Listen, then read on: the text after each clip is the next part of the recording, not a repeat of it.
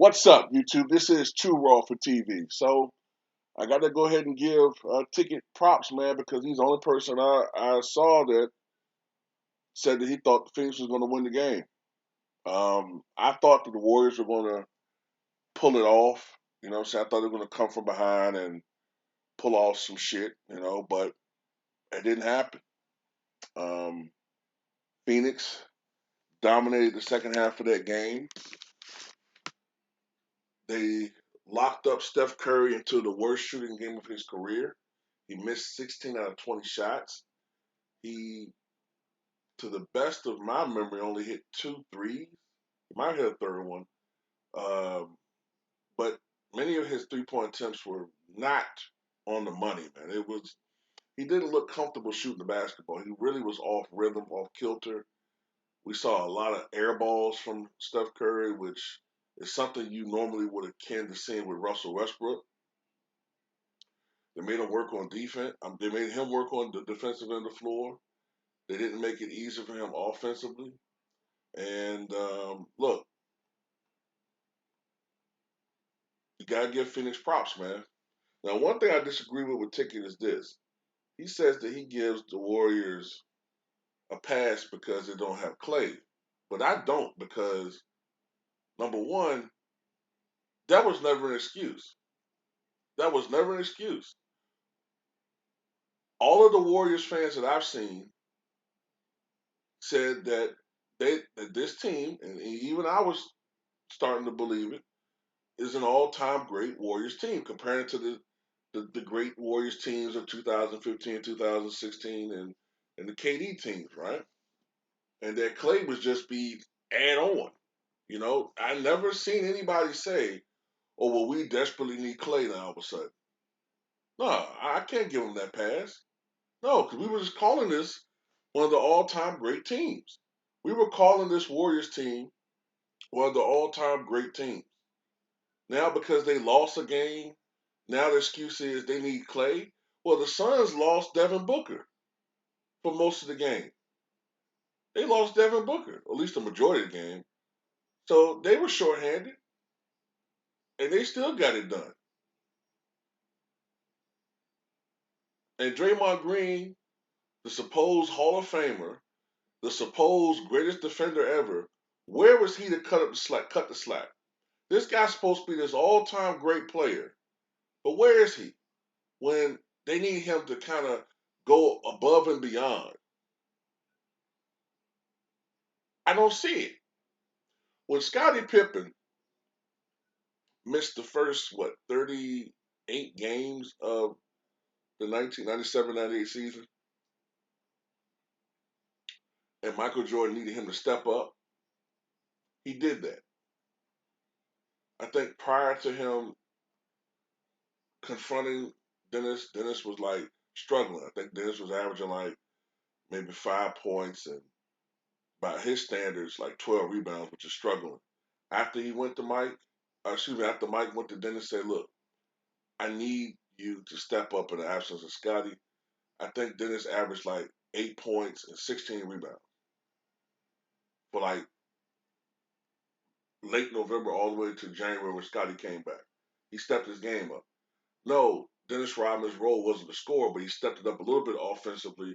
He cranked it up a lot on the defensive end with his rebounding and his defensive intensity. So he's putting his imprint on the game. I don't be seeing Draymond like what impact did Draymond have on the game really last night? I remember Jordan Poole having an impact initially. You know what I'm saying? I remember other players of the Warriors having an impact. Who was there to step up in Curry's absence? And if Draymond is his Hall of Famer, then why are you crying about Clay? See what I'm saying? Like it don't make any fucking sense. But no, I'll give them a pass. It's not the end of the world. I'm not gonna do what Skip Bayless does, which is always point out Steph's bad games, but act like you don't see the games when he drops 40 and 50. I don't do that. Steph had a bad game. Now, for all of us, they play each other again tomorrow, if I'm not mistaken. I believe they play each other again tomorrow. So I think it's tomorrow. Yeah. I think they play each other. No, no, no, not tomorrow. Friday, excuse me. They play each other again Friday. So Steph Curry can use his motivation to come right back and put up an MVP caliber performance, and then we have another conversation. But the MVP race to me is fluid. Up until last night, it was Curry runaway. Last night, however, reintroduced, at least in my opinion, reintroduced Chris Paul into the conversation. And as I said before on my other channel, with Chris Paul, you cannot measure. People always talking about, players who you can't measure their impact with stats. Fuck Draymond Green. Chris Paul is that player that you can't measure just because of his numbers. And I always make this comparison. Steve Nash won 2 league MVPs, never averaging more than 19 points a game. As a matter of fact, I think the highest he ever averaged was 18 points a game. One of those years he won MVP. Uh, I think he only averaged something like 15 points and 10 assists. Chris Paul, numbers aren't all of that. I have to look at them again. But his impact on not just this team, but the franchise. Think about this, y'all. What have the Hornets been since Chris Paul left? They weren't a great team, but they were a fun team to watch when Chris Paul was there. They were a fun team to watch. What have they been since then? Up until today. Or if you want to look at the Pelicans, depending on how you want to look at their history. Whether you want to look at the Charlotte Hornets or the Pelicans. The Pelicans. They've had AD. They've had all, Zion. He's probably want to leave and shit. Chris Paul was there. They were a fun team to watch. They could beat you on any given night. Then he goes to the Clippers. He resurrects that franchise. Unfortunately, he played at the same time, that Tim Duncan Spurs were still relevant with Manu Ginobili and Tony Parker.